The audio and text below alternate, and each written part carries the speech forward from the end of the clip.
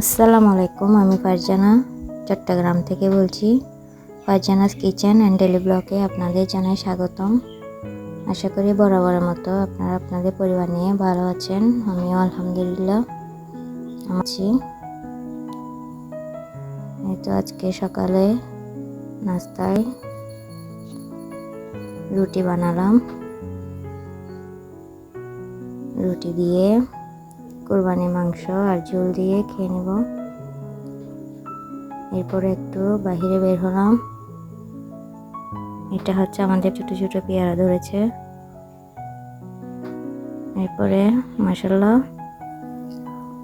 আমার মুরগিগুলোকে খাবার দিয়ে দিলাম।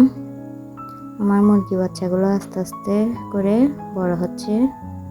সবাই আমার মুরগিগুলোকে মাশাআল্লাহ বলবেন, যাতে আল্লাহ বেশি বেশি করে বরকত দান করে। মুরগিগুলো কালকে রাতের বাসি ভাত, এরপরে ধানের কুড়া মিক্স করে খেতে দিয়েছি। তারপর ওইদিকে কিছু ধানও দিয়েছি, বড় মুরগিগুলো খাচ্ছে।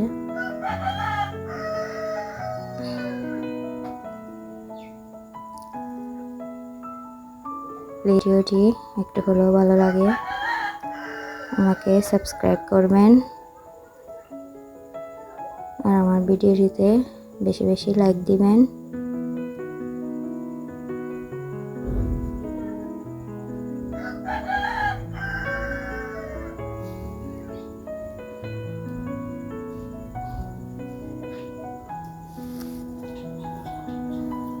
মুরগিগুলো আস্তে আস্তে করে খেয়ে নিচ্ছে।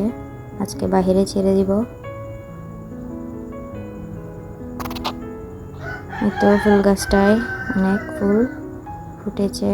ফুলগুলা দেখলে মনটা কিন্তু ভালো হয়ে যায়।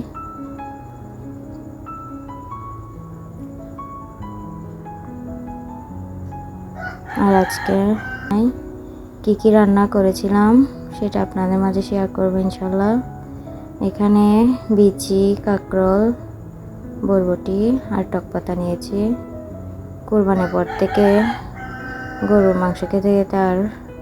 মাংস খেতে ইচ্ছে করছে না, তাই আজকে ভাবলাম সবজি রান্না করব।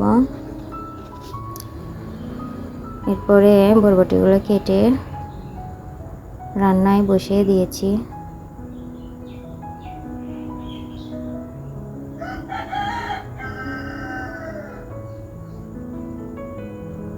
আস্তে আস্তে করে বরবটি ভাজিগুলো হচ্ছে। এরপরে এখানে চুলার লাকড়িটা একটু ঠেলে দিচ্ছি, যাতে করে আগুনটা নিভে না যায়। এখানে এখন রান্না করব টক পাতার টক। এখানে পেঁয়াজ, রসুন কুচি, পেঁয়াজ কুচি, লবণ, হলুদ, মরিচের গুঁড়া কষিয়ে নিয়ে চিংড়ি শুটকি দিব। চিংড়ি শুটকি দিয়ে আবারও ভালোভাবে কষিয়ে নিব। টক পাতা দিয়ে দিলাম। কিন্তু প্রচুর পরিমাণে ভিটামিন সি থাকে, যা ঠান্ডা ও শ্বাসকষ্টজনিত সমস্যা কমাতে কিন্তু সহায়ক।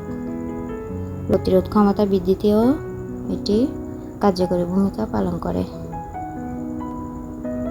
গরম গরম ভাতের সাথে কিন্তু টক পাতা দিয়ে খেলে অনেক মজা লাগে। আমার মেয়েও খায়। এরপরে এখানে কাঁকরোল, ফেলনের বিচি, শুটকি দিয়ে রান্না করছি।